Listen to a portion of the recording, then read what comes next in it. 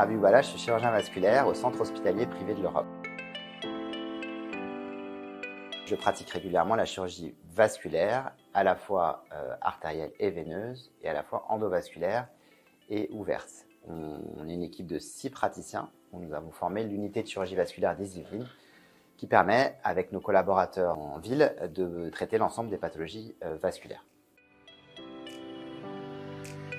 L'artériopathie oblitérante des membres inférieurs, c'est la maladie qui touche les artères des membres inférieurs. Donc les artères, ça permet d'apporter le sang riche en oxygène aux organes.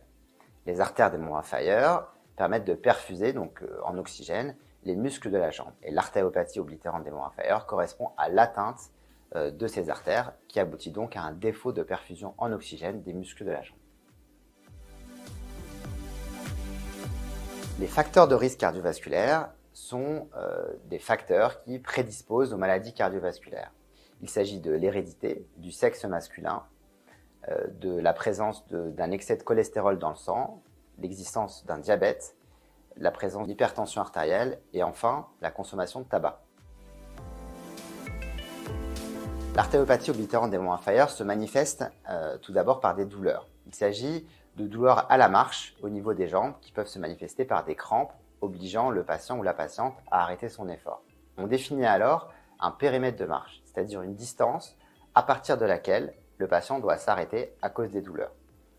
Le stade d'après est l'apparition de douleurs permanentes. Il s'agit de douleurs surtout la nuit, qui réveillent le patient la nuit, l'obligeant à se lever ou à sortir la jambe du lit. Et enfin, lorsque les douleurs permanentes sont passées inaperçues, le stade d'après est l'apparition de plaies au niveau des membres inférieurs avec un risque de gangrène et d'amputation. Il s'agit d'un défaut de perfusion de la peau elle-même. Il faut consulter votre médecin traitant. Il va faire un examen clinique avec la palpation des poux périphériques. Lorsque il va diagnostiquer ou suspecter une atteinte des artères des membres inférieurs, il va vous prescrire un échodoppler artériel des membres inférieurs. C'est un examen qui est idéalement pratiqué dans un cabinet d'angiologie ou en médecine vasculaire. Il va permettre de faire une cartographie des artères et de rechercher des zones de rétrécissement artériel sur le membre inférieur qui aboutissent à une mauvaise perfusion de la jambe. Il va ainsi évaluer l'impact de ces rétrécissements sur la perfusion de la jambe. On va compléter le bilan par la recherche d'autres maladies cardiovasculaires, avec notamment un échodoppler des carotides et une évaluation cardiaque. Et enfin, on va faire une prise de sang à la recherche d'un diabète et de cholestérol. En cas de maladie cardiovasculaire, la chose la plus importante est le contrôle des facteurs de risque cardiovasculaire. Donc en priorité, c'est l'arrêt du tabac. Ensuite, on va traiter chacune des maladies qui sont présentes chez le patient, comme par exemple l'hypertension artérielle, le diabète, le cholestérol. Une perte de poids est recommandée. Ensuite, l'idée, c'est de marcher. En effet, la marche régulière va permettre de développer des circuits accessoires qui vont venir compenser les zones qui sont bouchées. Cette compensation va être favorisée par la prise de fluidifiants sanguins, c'est de l'aspirine à des très petites doses.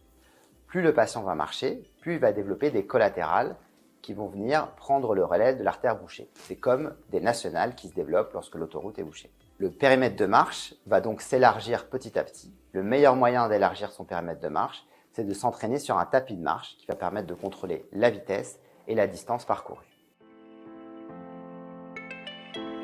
Lorsque le patient consulte avec un stade trop avancé de la maladie, des douleurs trop importantes ou l'apparition de troubles trophiques, c'est-à-dire de plaies au niveau des jambes, ou lorsque le traitement médical, même s'il a été bien suivi, n'est pas assez efficace avec la persistance de douleurs invalidantes, eh bien, il est recommandé de faire un traitement interventionnel. Le chirurgien a plusieurs outils. Il peut à la fois remplacer ou déboucher une artère chirurgicalement, on parle de pontage ou de désobstruction. C'est des interventions qui ont lieu sous anesthésie générale, avec une hospitalisation de 2 à 5 jours. Il peut également déboucher les artères avec des ballonnets, en gonflant des ballonnets dans les artères, ou en mettant en place des ressorts, ce qu'on appelle des stents. Là, c'est une intervention qui a lieu sous anesthésie locale, avec un petit sédatif. avec une ponction, une piqûre donc, soit au niveau de l'aine, soit au niveau du bras, et un patient qui sort le jour même ou le lendemain de l'intervention et qui va pouvoir reprendre ses activités rapidement. Enfin, le chirurgien vasculaire peut combiner les deux techniques en faisant des procédures qu'on appelle hybrides.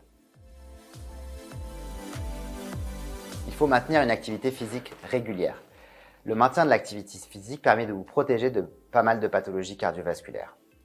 Ensuite, il faut contrôler vos facteurs de risque cardiovasculaire en prenant les médicaments que vous prescrivent vos médecins et arrêter le tabac.